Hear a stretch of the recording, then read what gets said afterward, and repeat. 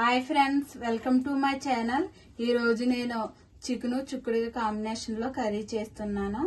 నేను అరకిలో చికెన్ తీసుకున్నాను, అరకిలో చిక్కుడుగాయలు తీసుకున్నాను. ఇప్పుడు మనం కర్రీ రెడీ చేసుకుందాం. స్టవ్ వెలిగించుకొని కడాయి పెట్టుకుని 3 స్పూన్ల ఆయిల్ వేసుకున్నాను. ఆయిల్ అయితే వేడయింది. 2 పచ్చిమిర్చి కట్ చేసి వేసుకున్నా.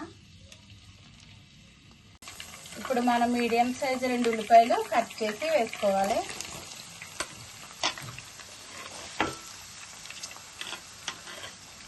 ఈ నూనెలో వేసుకుందాము.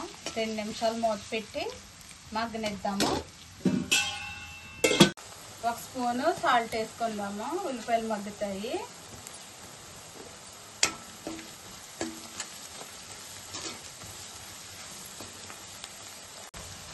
ఉల్లిపాయలు మగ్గిన తర్వాత 2 టమాటాలు కట్ చేసి వేసుకుందాం.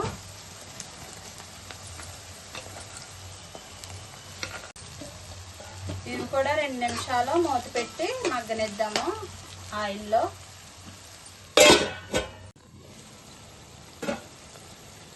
టమాటాలు కూడా ఇలాగ మగ్గిన తర్వాత మనం నీట్గా కడుక్కున్న చికెన్ వేసుకుందాము.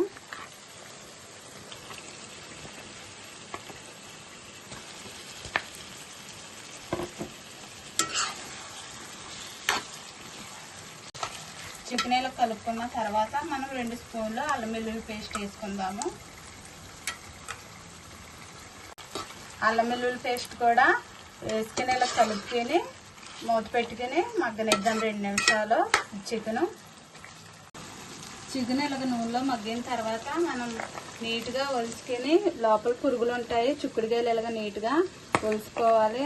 తొక్క తీసుకుని ఇలాగ చుట్టూరు మనకు పీచులాగా ఉంటుంది, అది తీసేసుకొని ఇలా నీట్గా చేసుకుని శుభ్రంగా కడుక్కున్న చిక్కుడుకాయలు వేసుకుందాం.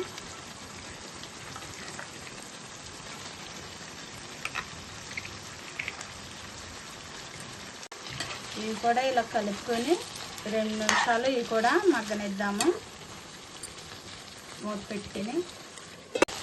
చిక్కుడుకాయలు చక్కగా ఇలాగ మగ్గుకొని చూడండి నూనెలోను. ఇప్పుడు మనం పసుపు కారం వేసుకుందాం. 1/2 స్పూన్ పసుపు, 2 స్పూన్లు కారం వేసుకుందాం. వేసుకొని కలుపుకుందాం.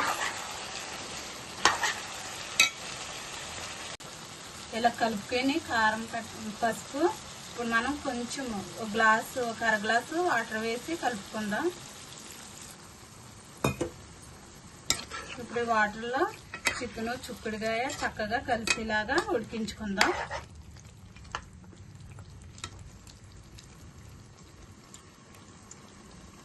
మూత పెట్టి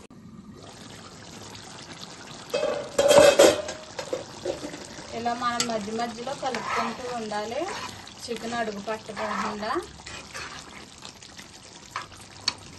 ఇప్పుడు మనం 1 స్పూను ధనియాల పొడి వేసుకుందాం.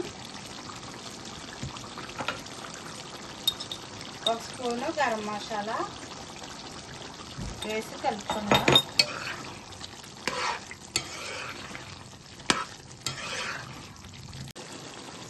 మసాలా ధనియాల పొడి కలుపుకున్న తర్వాత మనం సన్నగా కట్ చేసిన కొత్తిమీర కూడా వేసుకుందాము.